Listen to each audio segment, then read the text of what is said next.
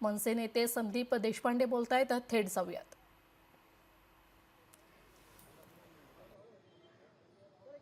तुला बोलू बघ कॅमेराला संदीप चल आपला थोडं पुढे.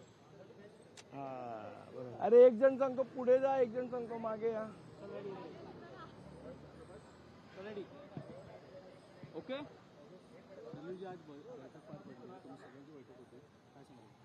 नाही, आज प्रामुख्याने सन्मान्य राजसाहेबांनी बैठक बोलवली होती. जो GR निघालेला आहे याच्या संदर्भात साहेबांनी माहिती दिली की काय आहे काय नाही ते, आणि पुढे काय करायचं या संदर्भातलं मार्गदर्शन केलं. मनसेची भूमिका ही ठाम राहणार आहे. ठाम भूमिका आहे आणि तीच भूमिका पुढे कशा पद्धतीने जायचं त्याच्यावर याच्या संदर्भातलं मार्गदर्शन साहेबांनी केलं. आपण अल्टिमेटम देणार आहात का हा GR मागे घेण्यासंदर्भात, आणि जर का शासनाने 2 दिवसात तो निर्णय आम्ही काल अल्टिमेटम दिलेला आहे. आता शासनाने निर्णय करायचा आहे. अन्यथा पुढचं काय पाऊल असणार त्याच्या संदर्भातलं आज मार्गदर्शन केलं आणि पुढचं पाऊल तुम्हाला येणाऱ्या दिवसात दिसेल. जसं बँकांमध्ये तुम्ही गेला तिकडे आंदोलन केली तसं वेगळं स्तरावर आंदोलन होणार आहे. आज आम्हाला साहेबांनी मार्गदर्शन केलंय आणि काय मार्गदर्शन केलंय, आम्ही काय पाऊल घेतोय हे येणाऱ्या दिवसात तुम्हाला दिसेल.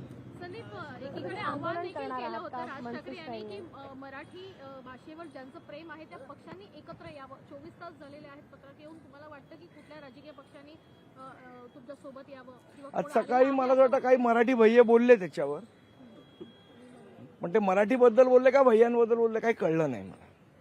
परंतु आता तुमची ज्यांच्याशी खूप चांगली मैत्री आहे तशा शिवसेना पक्षाचे संजय शिरसाट यांनी मात्र काल असं म्हटलेलं की हिंदी ही राष्ट्रभाषा आहे आणि तिचा वापर जर होत असेल किंवा ती जर कंपल्सरी केली जात असेल. मला वाटतं त्यांना त्याच्या संदर्भातली माहिती नसेल.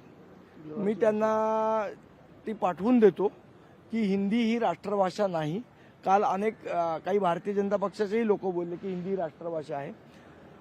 ज्या 22 भाषा आपल्या कॉन्स्टिट्यूशनने रिकॉग्नाइज केल्या त्या 22 भाषांपैकी एक भाषा हिंदी आहे. हिंदी ही राष्ट्रभाषा नाही. परंतु आताच तुमचे मैत्रीपूर्ण संबंध चांगले मध्यंतरीच्या काळात जे थोडेसे खराब झाले ते चांगले होण्याचा प्रयत्न सुरू झालाय.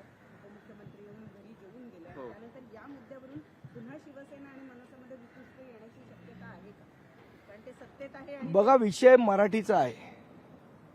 मैत्री हा एक भाग झाला आणि मराठीची अस्मिता हा एक भाग झाला. तुम्ही आमच्यावर हिंदी लागू शकत नाही, ही आमची पक्षाची भूमिका आहे आणि ती भूमिका ठाम आहे. त्यांच्या पक्षाची भूमिका त्यांनी घ्यावी. संदीप, संजय राऊतांनी असं म्हटलंय की हिंदीला वैधता नसली तरी हिंदीला राष्ट्रभाषेचा दर्जा आहे. म्हणून मी म्हटलं ना, काही मराठी भैया आहेत, त्या मराठी भैयांनी ठरवायचं की मराठी व्हायचं का भैया व्हायचंय. मराठी भाषा मंत्री झालंय का आपलं? नाही, काही नाही झालं. कुठल्याही भाषेचा बलात्कार महाराष्ट्रावर होत नाही असंही संजय राऊत म्हणतात. संजय राऊत म्हणजे पवार साहेबांचं खेळणं आहे. म्हणजे त्यांना समजावं म्हणून हिंदीत सांगतोय. हे जितनी चाबी भरी पवार साहब ने उतना चले संजय नाम का खिलौना. राज ठाकरेंनी अभ्यासपूर्ण म्हणजे बोलावं असं शिलार म्हणतात. काय नावाच्या आधी ऍडव्होकेट लावलं म्हणजे आपल्याला अभ्यास येतो अशातला काही भाग नाही. राज ठाकरेंनी काही लोक कॉपी करून पण झालेले असू शकतात. एक वेगळा प्रश्न आहे. नाशिकमध्ये काही दिवसांपूर्वी जी दंगल झाली त्या दंगलीमध्ये आता काही लोकांची जी नावं पुढे FIR मध्ये ज्यांची नावं आहे त्यामध्ये महाविकास आघाडीचे तिन्ही पक्षांचे तिथले स्थानिक नेते चिथावणी देत असल्याचं पोलिसांनी त्यांच्या FIR मध्ये म्हटलं. म्हणजे कारवाई केली पाहिजे ना, कोणी असो. तर चितळी महाविकास आघाडीतले असो नंतर महायुतीतले असो, जे कोण असेल त्यांच्यावर कारवाई झाली पाहिजे. राज ठाकरेंनी काही केल्यास आम्ही कोर्टात जाऊ सदावर ते म्हणतात.